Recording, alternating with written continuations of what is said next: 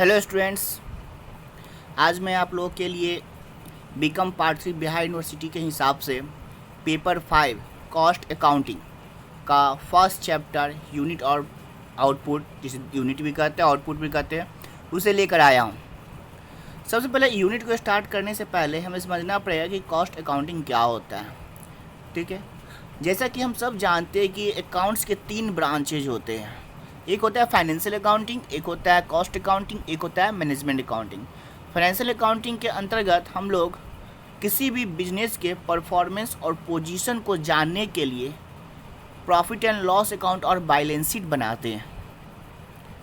और cost accounting किसी भी बिजनेस के अंतर्गत किसी भी गुड्स और सर्विसेज का प्रोडक्शन करने में क्या कॉस्ट आया है, इस कॉस्ट को जानने के लिए कॉस्ट अकाउंटिंग बनाया जाता है। तो हम कॉस्ट अकाउंटिंग को ये भी बोल सकते हैं कि cost accounting is the tool of accounting, यानी कॉस्ट अकाउंटिंग का वैसा टूल होता है which refer to cost of production, जो प्रोडक्शन की लागत को बतलाता है। A certain profit of manufacturing goods and services, जो गुड्स एंड सर्विसेज का निर्माण हुआ है उस पर क्या प्रॉफिट हमको लगाना है ये बतलाता है। And estimated budget and budgeting cost, और हमें बजट बनाने और बजटिंग कॉस्ट का अनुमान लगाने में मदद करता है। बजट का मतलब ही होता है एस्टिमेशन, यानी कि आपको कितना कितना खर्च करना है, कितना कितना रिक्वायरमेंट है, इसके लिए हम जो एक परफॉर्मा बनाते हैं डैट इज कॉल्ड बजट। तो कॉस्ट अकाउंटिंग में जो है वो आपको प्रोडक्शन का लागत, जिस गुड्स को बनाने में कितना प्रॉफिट लगाना है और हमको क्या बजट जो है वो अनुमान लगाना है, इसी का नाम कॉस्ट अकाउंटिंग होता है। ठीक है, अब कॉस्ट अकाउंटिंग के जो है वो एलिमेंट्स, तो they are 3 elements of cost accounting. एक होता है मटेरियल, एक होता है लेबर और एक होता है ओवरहेड, सामग्री, श्रम और व्यय।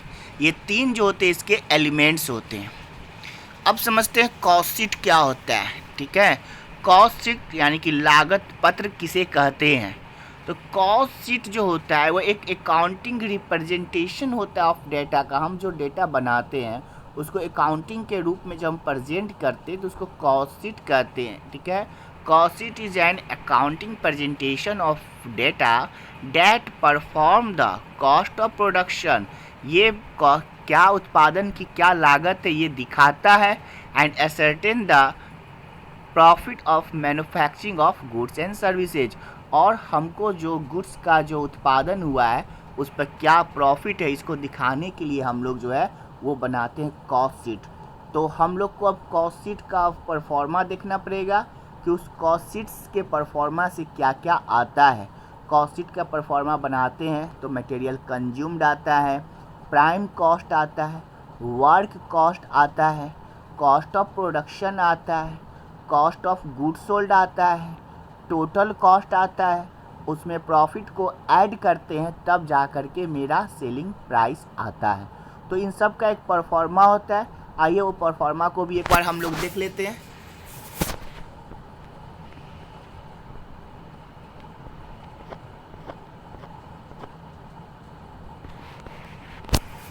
तो परफॉर्मा आपका ये है, डायरेक्ट मटेरियल, रॉ मटेरियल या डायरेक्ट मटेरियल,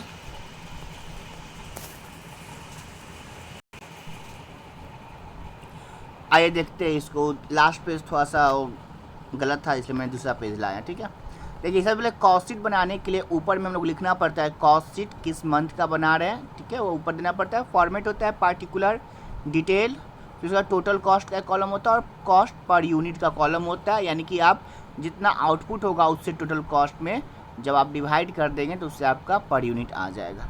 सबसे पहले हम लोग निकालते हैं मटेरियल कंज्यूम, उसी को हम लोग डायरेक्ट मटेरियल भी कहते हैं। उसके लिए opening stock of raw material में हम लोग मटेरियल परचेज को ऐड करते हैं और कैरिज इनवार्ड को, यानी परचेज करने में जो भाड़ा लगता है उसको कैरिज इनवार्ड कहते हैं, उसको जोड़ते हैं। उसमें से closing stock of raw material घटा देते हैं तो हम लोग का आ जाता है आपका मटेरियल कंज्यूम्ड। उस मटेरियल कंज्यूम में डायरेक्ट लेबर और डायरेक्ट एक्सपेंसेस को जब ऐड कर देते हैं तो हमारा प्राइम कॉस्ट आ जाता है। प्राइम कॉस्ट निकालने के लिए direct material plus direct labour plus direct expenses होता है, ठीक है। प्राइम कॉस्ट में हम लोग ऐड करते हैं फैक्ट्री ओवरहेड को। तो फैक्ट्री ओवरहेड, ये फैक्ट्री से रिलेटेड जितने भी होंगे वो सब इसमें ऐड हो जाएंगे, चाहे वो इनडायरेक्ट मटेरियल हो, इनडायरेक्ट लेबर हो, उसी को वेजेज भी कहते हैं। उसके अलावा फैक्ट्री रेंट या रेट्स हो, पावर एंड फ्यूल हो, फैक्ट्री का लाइटिंग हो, फैक्ट्री का वर्क मैनेजर सैलरी हो, फैक्ट्री वाटर सप्लाई हो, फैक्ट्री इंश्योरेंस हो, फैक्ट्री स्टेशनरी हो, फैक्ट्री क्लीनिंग हो, ड्राइंग ऑफिस एक्सपेंसेज, इसमें ऑफिस लगा हुआ है बट इसको माइंड नहीं करना है। ड्राइंग ऑफिस एक्सपेंसेज फैक्ट्री के जो वर्कर्स होते हैं, जो उनके लिए जो खर्च होते हैं निकाले जाते हैं, उनको ड्राइंग ऑफिस एक्सपेंसेज कहते हैं।